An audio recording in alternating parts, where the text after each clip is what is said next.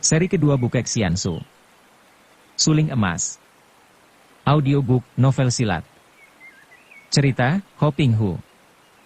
Bab 7. Kalau Kui Seng tidak merasa heran menyaksikan kehebatan ilmu cambuk lawannya, sebaliknya Ban Pi Locia kaget dan heran bukan main menyaksikan gerakan lawan. Raksasa gundul ini tadinya memandang rendah kepada Kui Seng yang masih muda dan bersikap seperti seorang pelajar. Sama sekali ia tidak menyangka bahwa pemuda itu demikian hebat. Tangkisan suling pemuda itu sanggup menggetarkan cambuknya, sedangkan hawa pukulan kipas itu selalu mengancam jalan darahnya sehingga terpaksa ia harus berlaku hati-hati dan mengelak dengan bantuan gerakan ujung lengan baju kiri untuk menyelamatkan diri. Padahal ia mengenal betul bahwa suling itu memainkan ilmu pedang Patsian Kiam Hoat sedangkan kipas itu mainkan ilmu silat Lohai San Hoat. Akan tetapi alangkah bedanya dengan permainan orang lain. Permainan pemuda ini telah membuat dua macam ilmu silat itu menjadi ilmu yang amat dahsyat, yang biarpun sudah ia kenal gerakan-gerakan dan perubahannya, namun masih sukar untuk dihadapi. Diam-diam Ban Pi Locia harus mengakui pendapat umum di dunia persilatan bahwa kehebatan seseorang bukan semata-mata tergantung kepada ilmu silatnya, melainkan kepada si orang itu sendiri, kematangan dan kesempurnaannya mempelajari ilmu itu.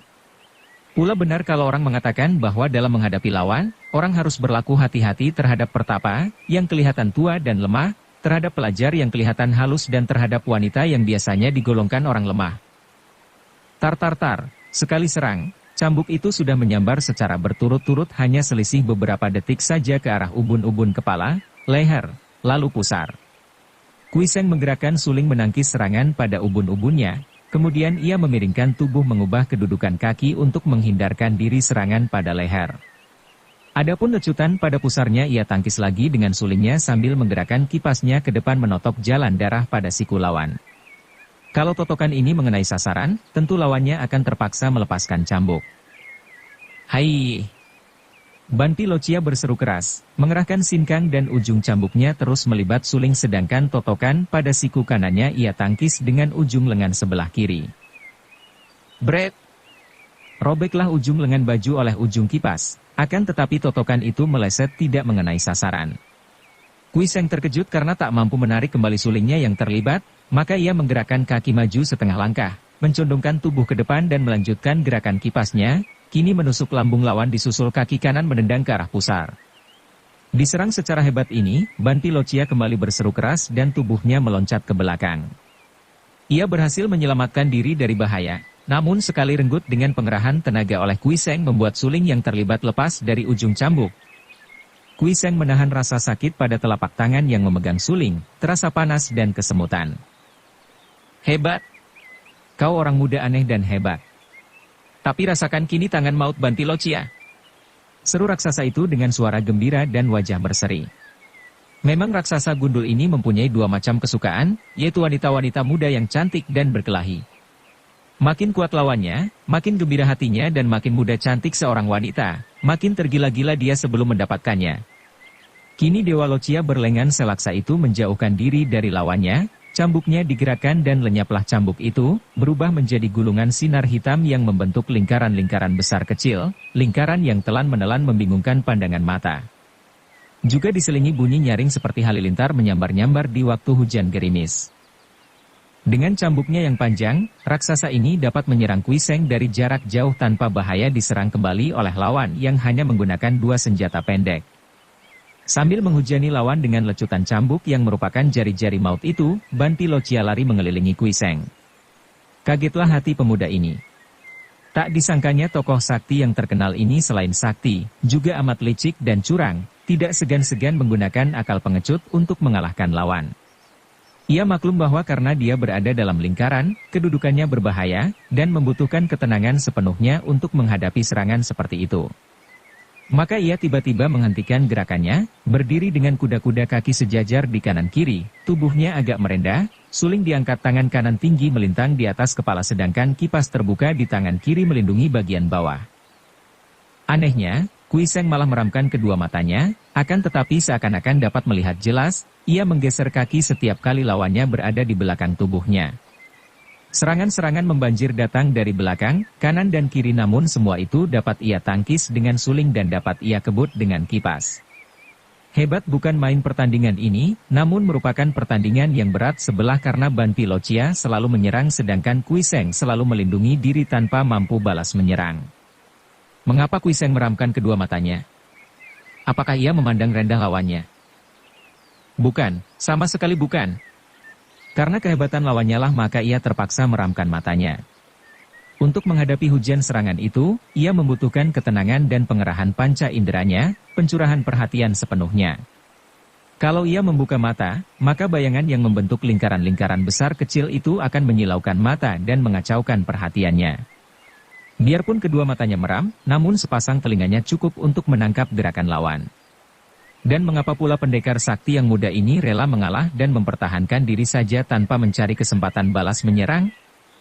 Ini pun merupakan siasat baginya, karena dengan cara ini, ia tidak mengeluarkan banyak tenaga, sebaliknya lawannya cepat lelah karena harus banyak bergerak dan lari-lari mengitarinya, sedangkan dengan penjagaannya yang kokoh dan kuat ia mampu mempertahankan diri. Orang-orang cerdik pandai mengatakan bahwa yang diam itu lebih kuat daripada yang gerak. Gentong air yang penuh tak tersembunyi, yang kosong berbunyi nyaring. Orang yang mengerti pendiam, yang bodoh penceloteh. Air yang diam dalam, yang bergerak dangkal. Demikian pula dalam dunia persilatan, terutama bagi mereka yang sudah tinggi tingkatnya, terdapat keyakinan bahwa si penahan lebih kuat kedudukannya daripada si penyerang. Setiap penyerang berarti membuka pertahanan sendiri yang menjadi lemah dan juga lengah. Sebaliknya si penahan akan selalu menutup diri mempertahankan diri dengan kokoh dan kuat. Karena bernafsu sekali ingin mengalahkan Kui Seng dengan cepat, untuk beberapa jam lamanya Ban Pilocia lupa akan hal ini dan terus-menerus menghujankan serangannya yang selalu sia-sia karena dapat ditangkis lawan. Namun diam-diam Kui Seng juga mengerti bahwa lawan yang sekali ini bukan lawan yang biasa, dan tidak dapat diharapkan cepat-cepat menjadi lelah. Juga dalam tingkat ilmu silat dan tenaga, Ban Pilocia benar-benar sudah hebat sekali dan ia tidak berani mengaku sudah lebih pandai daripada lawan ini. Sulingnya sudah retak-retak dan kedua tangannya sudah mulai lelah dipakai menangkis semua serangan itu. Diam-diam Kui Seng menggerakkan ujung jari kakinya, mengerahkan tenaga menjebol sepatunya sendiri sehingga ibu jari kaki kanannya tampak keluar dari sepatunya. Ia mencari kesempatan baik. Ketika Ban Pilocia menggerakkan cambuk ke atas kepala membuat lingkaran-lingkaran baru untuk memulai serangkaian serangan dahsyat, tiba-tiba ibu jari itu menyentil ke depan. Segumpal tanah melayang cepat sekali memasuki lubang pertahanan Ban Pilocia yang terbuka dan cepat menghantam jalan darah di bawah lengan si raksasa. Kia! Ban Pilocia terhuyung-huyung mundur dan tangan kanannya menjadi setengah lumpuh, matanya melotot heran dan kaget. Tentu saja Kui Seng tidak mau menyia-nyiakan kesempatan ini. Ia meloncat ke depan dan menerkam bagaikan seekor singa, menggerakkan suling dan kipasnya menghantamkan serangan-serangan maut. Namun Ban Pilocia adalah seorang tokoh yang banyak pengalaman dan tubuhnya sudah kebal. Serangan segumpal kecil tanah tadi hanya membuat ia terhuyung-huyung sejenak, dan kini tangan kirinya sudah cepat menyambar cambuknya sendiri dari tangan kanan yang agak lumpuh, kemudian cambuk itu melecut-lecut dengan bunyi keras, membentuk benteng sinar bergulung di depan tubuhnya sehingga suling dan kipas Kui Seng dapat ditangkisnya. Dalam menangkis ini, si raksasa mengerahkan loekannya. Terdengar suara keras ketika cambuk beradu dengan suling dan kipas. Akibatnya keduanya terlempar ke belakang sampai 3-4 meter dan keduanya jatuh bergulingan di atas tanah.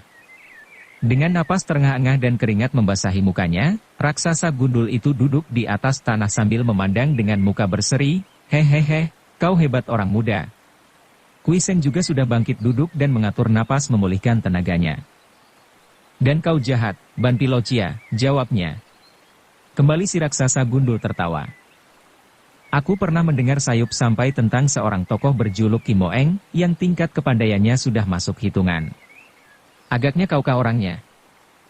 "Tidak salah, para Locianbue memberi sebutan Kim Moeng kepadaku." "Hehehe, masih muda sudah sombong, ya? Kau kira Ban Pilocia kalah olehmu? Kita masih seri, belum ada yang menang atau kalah. Mari kita lanjutkan." Raksasa itu berdiri, cambuknya terayun-ayun di tangan kanan yang sudah pulih kembali. Kui Seng juga bangkit berdiri. "Aku selalu melayani, kalau kau memang hendak berkelahi, dan aku selalu akan menghalangimu, kalau kau hendak melakukan hal-hal jahat." Ban Pilocia tertawa bergelak lalu menerjang maju dan memaksa lawannya melakukan pertandingan jarak dekat yang lebih berbahaya. Ia hendak mengadu tenaga dalam pertemuan tenaga tadi. Si raksasa ini dapat menduga bahwa dalam hal tenaga dalam, ia menang setingkat. Dan hal ini memang harus diakui oleh Kui Seng. Pemuda itu kini mendapat kesempatan balas menyerang, namun ia sedapat mungkin menghindarkan adu tenaga karena hal ini akan banyak merugikannya. Sulingnya sudah retak dan kalau terus-menerus diadu dengan cambuk, tentu akan hancur sedangkan cambuk lawannya sama sekali tidak mengalami kerusakan apa-apa. Kui Seng mengerahkan ginkang, meringankan tubuh, dan menggunakan kegesitannya untuk menghadapi serangan dengan balasan serangan pula. Ia lebih muda, tubuhnya lebih kecil dan karenanya ia lebih gesit daripada lawannya yang tua dan tinggi besar. Kini Kui Seng benar-benar menguras ilmunya. Ia mencoba mainkan segala macam ilmu silat yang pernah ia pelajari, namun tetap saja ia tidak mampu mendesak lawan. Sebaliknya, tidaklah mudah bagi Ban Pilocia untuk mengalahkan lawan yang amat kuat ini. Dalam benturan kedua yang sama dahsyatnya dengan tadi, keduanya kembali terjengkang sampai beberapa meter jauhnya. Pertandingan telah setengah malam dan kini fajar mulai menyingsing, sinar merah mengambang di ufuk timur. Mereka saling pandang, muka berpeluh, uap putih mengepul dari ubun-ubun kepala masing-masing. Wah, kau ini orang muda luar biasa. Selama hidup baru sekali ini bertemu orang muda seperti kau. Baru 2 kali selama hidupku benar-benar gembira melakukan pertandingan. Pertama melawan Pak Jiu Sinong Liu Gan, kedua dengan kau inilah. Hehehe.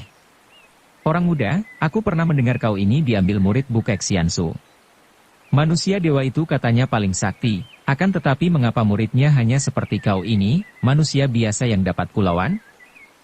Aku tidak mendapat kehormatan sebesar itu menjadi murid beliau, aku hanya pernah beruntung menerima petunjuknya. Tak usah kau membawa-bawa nama suci Bukek Xiansu. Kalau memang hendak bertanding, mari kita lanjutkan. Kui Seng kini bangkit lebih dulu. Ia mulai penasaran menghadapi lawan yang begini tangguh dan ulet. Hehehe, sampai mati, bocah sombong. Ban Pilocia menerjang maju dan kini ia membekuk cambuknya lalu menghantam dengan gerakan ilmu silat Toya. Pukulan yang hebat ini tak mungkin dielakkan lagi. Terpaksa Kui Seng menangkis dengan sulingnya, berbaring menyodokkan kipasnya. Brak! Kui Seng terhuyung mundur, sulingnya hancur. Akan tetapi Ban Pilocia juga terhuyung mundur, perutnya kena ditotok ujung kipas sehingga mendadak perut itu menjadi mulas. Kalau orang lain terkena totokan ujung kipas yang mengandung tenaga sinkang, tentu akan tembus perutnya atau rusak isi perutnya, mati seketika. Akan tetapi Ban Pilocia yang sudah kebal itu hanya merasakan perutnya mulas seperti orang terlalu banyak lombok saja. Ser. Belasan batang anak panah menyambar ke arah Ban Pilocia. Cepat kakek itu mengibaskan lengan bajunya dan anak-anak panah itu runtuh berhamburan. Dari kanan kiri berlompatan keluar belasan orang yang bersenjata lengkap. Inilah Weisio jahat itu. Serbu keroyok kiranya belasan orang ini adalah 5 orang jago silat bersama teman-temannya, sedangkan di belakang mereka masih tampak puluhan orang yang merupakan regu penjaga keamanan. Agaknya peristiwa di tengah telaga itu telah dilaporkan oleh hartawan Lim yang minta bantuan yang berwajib, sedangkan 5 orang jago silat sudah mengundang teman-temannya untuk membantu. Kui Seng yang maklum bahwa sekian banyaknya orang itu bukanlah lawan Ban Pilocia, cepat menerjang lagi si raksasa gundul dengan kipasnya. Ban Pilocia juga maklum bahwa Kui Seng merupakan lawan seimbang, kalau sekarang dibantu oleh puluhan orang, ia bisa celaka. Sambil tertawa terkekeh-kekeh, ia melompat dan sekali lompat ia telah melampaui kepala mereka yang mau mengeroyok. Mendadak 7 orang pengeroyok jatuh berturut-turut dan mati seketika karena kepala mereka telah kena disambar hawa pukulan Ban Pilocia yang sambil melompat pergi. Dari jauh terdengar suaranya. Kui Seng. Belum selesai pertandingan kita, lain kali kita lanjutkan. Sekarang pun boleh. Kui Seng juga melompat dan mengejar karena ia makin penasaran, apalagi melihat raksasa itu pergi sambil membunuh 7 orang. Akan tetapi beberapa lama ia mengejar, tak tampak bayangan raksasa itu. Kui Seng tidak mau kembali ke tempat tadi, tidak suka ia bertemu dengan mereka yang tentu hanya akan merepotkannya saja. Ia lalu mengambil jalan sunyi menjauhi telaga. Ia merasa menyesal bahwa sulingnya telah hancur, tak dapat dipakai menyuling, apalagi sebagai senjata. Dengan lesu ia melempar sulingnya yang hancur dan terasa betapa tubuhnya basah semua oleh peluh. Ia perlu beristirahat memulihkan kekuatannya. Ia hendak mencari tempat yang sunyi agar tidak terganggu orang lain. Kongcu, kalau suara ini parau dan kasar, agaknya Kui Seng takkan mengacuhkannya. Akan tetapi justru tidak demikian. Suara itu halus dan merdu, dan inilah yang membuat ia bagaikan terpagut ular dan cepat ia berpaling ke kiri. Dia sendiri di situ. Siapa lagi kalau bukan Ang Xiaohua, pakaiannya masih serba merah muda, dari pita penghias rambut sampai sepatunya. Akan tetapi terang bukan pakaian yang semalam, karena pakaian ini selain kering juga bersih sekali. Rambutnya digulung indah terhias perhiasan burung hong dari emas dan permata. Sepasang pipinya kemerahan, matanya bersinar-sinar, bibirnya tersenyum manis. Akan tetapi wajah yang cantik itu kelihatan berbayang menjadi 2-3 oleh pandangan mata Kui Seng yang berkunang-kunang. Pertandingan setengah malam suntuk itu ternyata hebat pula akibatnya bagi pemuda ini. Kongcu, kau kenapa kau terluka? Kui Seng memaksa diri tersenyum dan menggeleng kepala. Akan tetapi wanita itu sudah maju mendekat dan memegang tangannya. Ah, kau tentu terluka. Huisio itu jahat sekali. Kau kelihatan lemah dan lelah, Kongcu. Aku sengaja menunggumu di sini dan kebetulan kau lewat di sini. Bukankah ini jodoh namanya? Oh, tanya Kui Seng lemah, kata-kata ini mengejutkan dan mengherankan hatinya. Ang Xiaohua menarik lengannya. Tentu saja jodoh. Kongcu, marilah ikut Ang Xiaohua, kau perlu beristirahat, biarlah Ang Xiaohua merawatmu. Dengan kata-kata yang mesra dan merdu ini wanita itu menggandeng tangan Kui Seng dan dituntunnya pergi.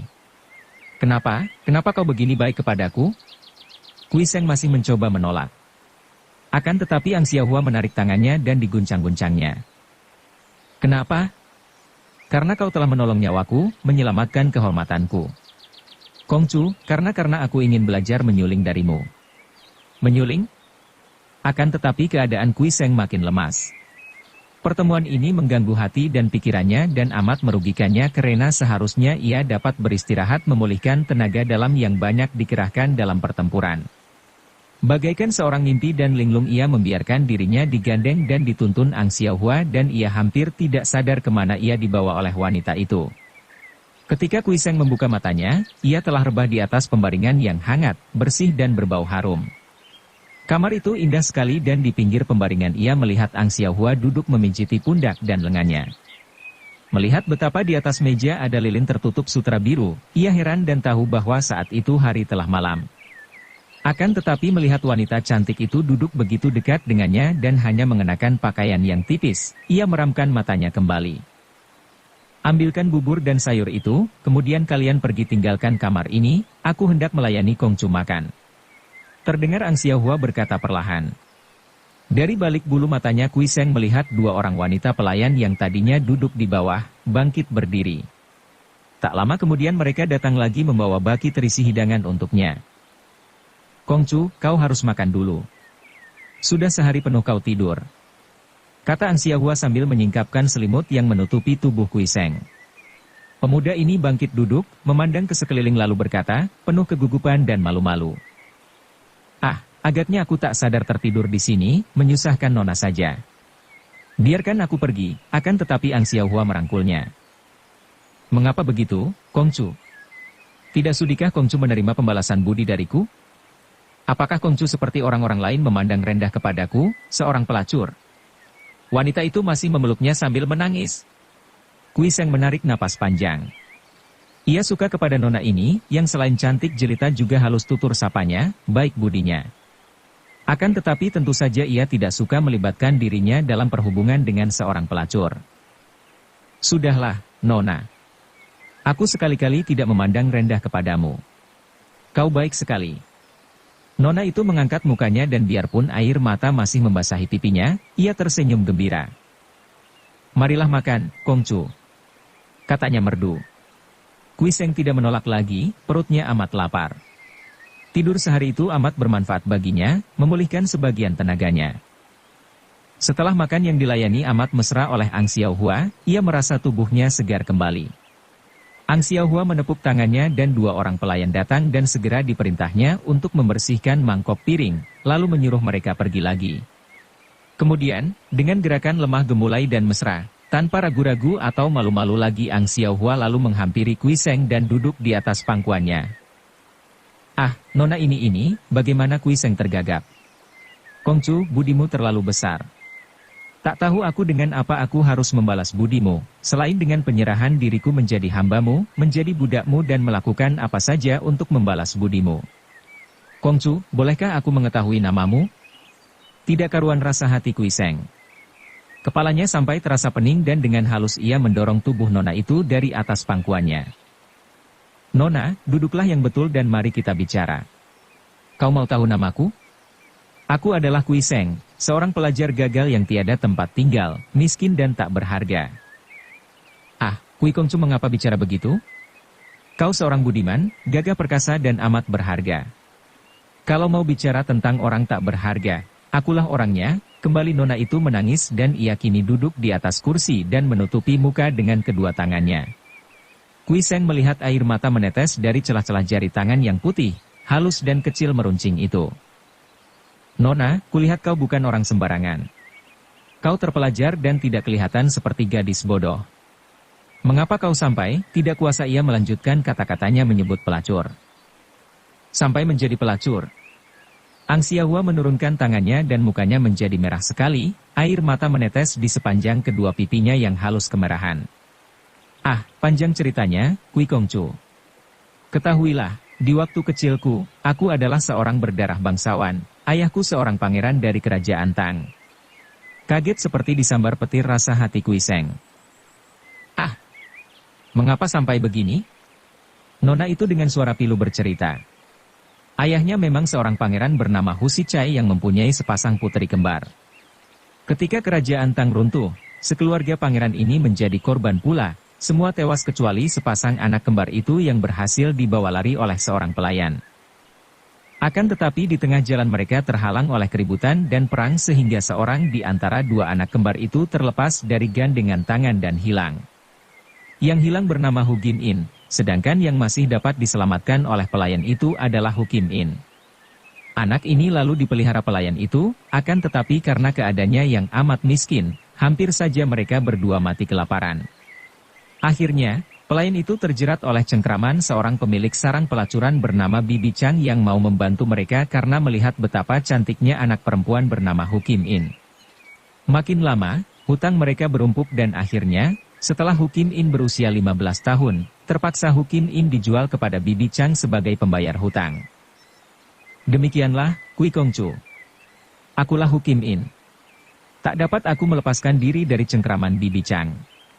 Akan tetapi baiknya aku disayang oleh hartawan-hartawan dan pembesar-pembesar sekitar tempat ini sehingga aku dapat mempengaruhi Bibi Chang dan aku agak bebas.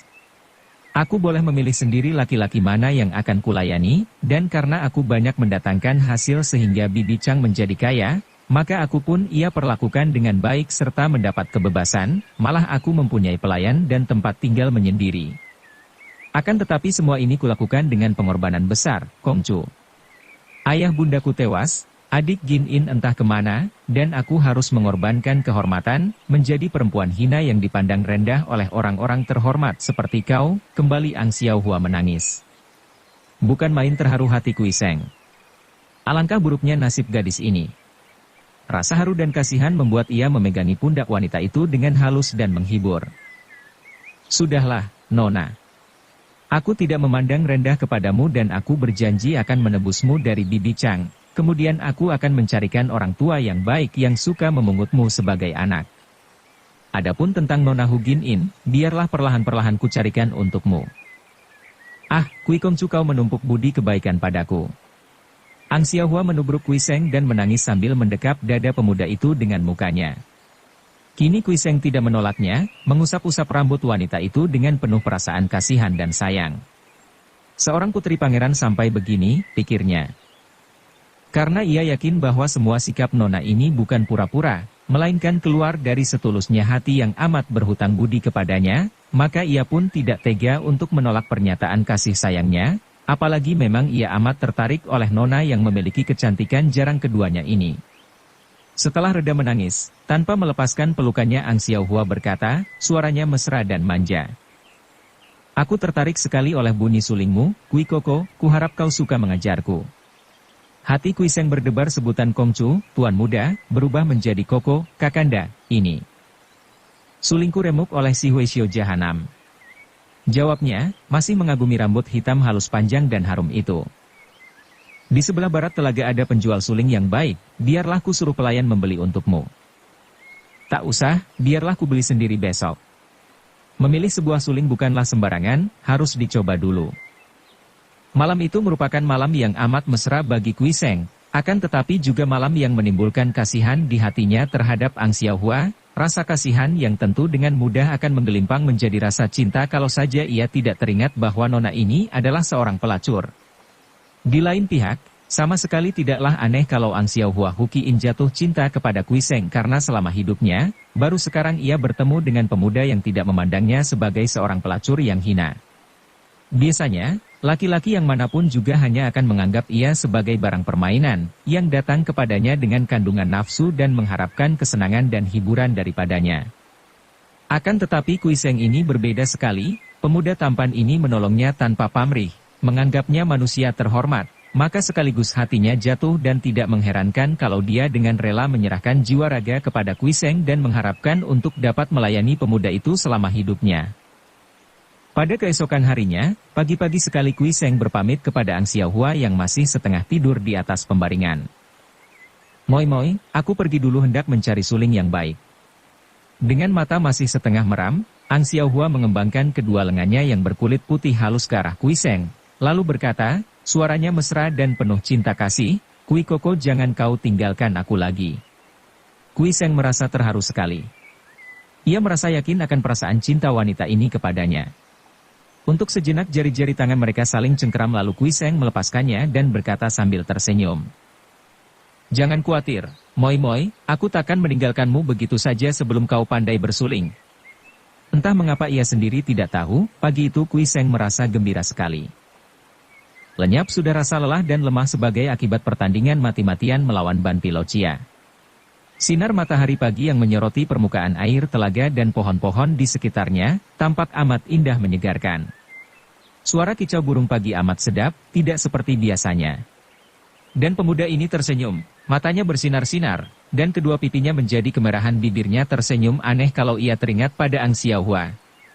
Ia harus mencari suling yang baik, tidak saja yang baik suaranya, akan tetapi juga yang memenuhi syarat untuk menjadi senjata. Bambu yang pilihan tua dan kering betul.